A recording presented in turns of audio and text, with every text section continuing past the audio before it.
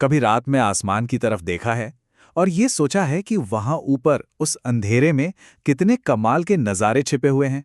आज हम एक ऐसी ही रात की कहानी सुनेंगे और उसके जरिए एक बहुत ही दिलचस्प खगोलीय घटना को समझेंगे। तो कहानी की शुरुआत होती है एक छोटे बच्चे अयान की घबराई हुई आवाज से। एक रात वो अचानक देखता है कि उसका प्यारा सा चांद धीरे धीरे अंधेरे में कहीं खोता जा रहा है। तो क्या चांद सच में गायब हो रहा था या फिर ये कुछ और ही था, कुछ रहस्यमयी? चलिए पता लगाते हैं, इस पहेली को सुलझाते हैं और देखते हैं कि उस रात आसमान में असल में हो क्या रहा था। देखिए, ये कोई जादू नहीं था, बल्कि एक बहुत ही शानदार खगोलीय घटना थी और इसका जवाब हमारी धरती की ही परछाई में छुपा है। इसे हम कहते हैं चंद्र ग्रहण। तो ये चंद्र ग्रहण होता क्या है? सीधी सी बात है, ये तब होता है जब हमारी पृथ्वी सूरज और चांद के ठीक बीच में आ जाती है। आप ऐसा सोचिए कि धरती एक बहुत बड़े पर्दे की तरह काम कर रही है, जो सूरज की रोशनी को सीधे चांद तक पहुंचने से रोक देती है। इसे और आसानी से समझना है तो इन 3 स्टेप्स को देखिए। पहला, सूरज अपनी रोशनी फैलाता है, फिर अपनी ऑर्बिट में घूमते घूमते हमारी पृथ्वी ठीक बीच में आ जाती है और आखिर में पृथ्वी की ये विशाल परछाई चांद पर पड़ने लगती है और उसे धीरे धीरे पूरी तरह से ढक लेती है। लेकिन कहानी में एक और ट्विस्ट है। अयान ने यह भी देखा कि चांद पूरी तरह से गायब नहीं हुआ था, वो तो लाल रंग का हो गया था। अब सवाल ये उठता है कि आखिर ऐसा क्यों होता है? ये जो बदलाव है ना, वो कमाल का है। आमतौर पर चांद कैसा होता है? एकदम चमकदार और सफेद, क्योंकि वो सूरज की रोशनी को सीधे हम तक पहुंचाता है। लेकिन ग्रहण के दौरान वो एक गहरे लाल अंगारे जैसा हो जाता है। पता है, इसे कभी कभी ब्लड मून भी कहते हैं। अयान की दोस्त ज़ारा ने तो इसे बहुत ही मज़ेदार तरीके से समझाया। उसने कहा, ऐसा लगता है जैसे चांद हमारे साथ लुका छिपी खेल रहा हो। और सच में लगता भी तो ऐसा ही है ना? तो इस लाल रंग का राज क्या है?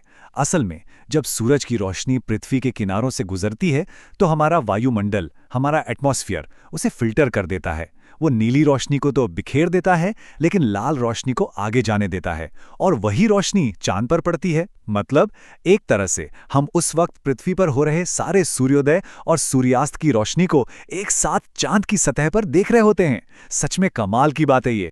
लेकिन सुनिए, चंद्र ग्रहण सिर्फ एक खूबसूरत नज़ारा ही नहीं है।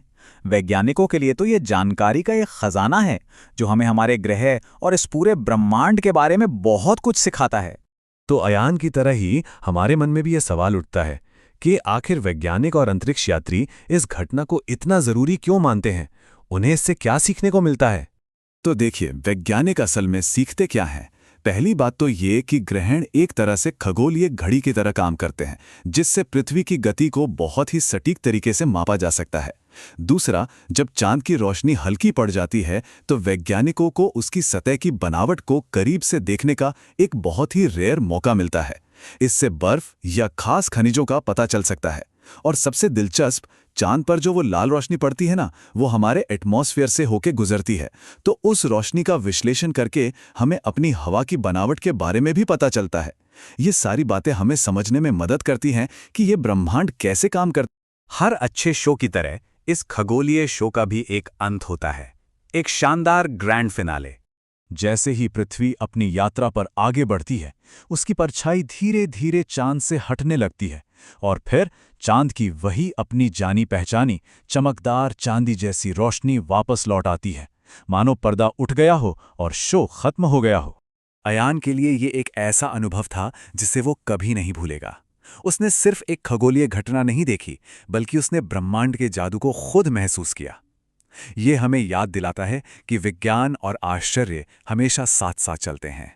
अयान की वो रात हमें ये याद दिलाती है कि हमारा ब्रह्मांड ऐसे ही अनगिनत आश्चर्यों से भरा हुआ है, जो बस खोजे जाने का इंतजार कर रहे हैं।